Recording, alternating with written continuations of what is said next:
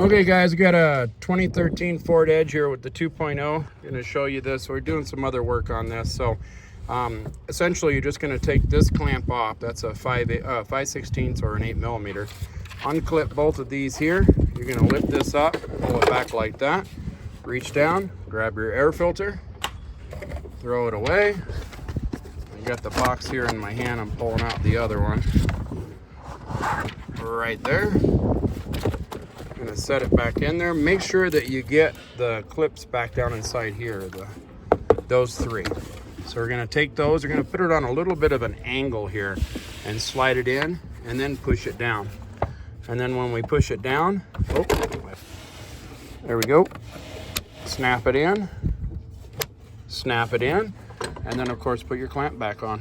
So I hope this video helps you out. Please click like, please click subscribe, click on my name underneath this video for all my other how-to videos. And as always guys, enjoy.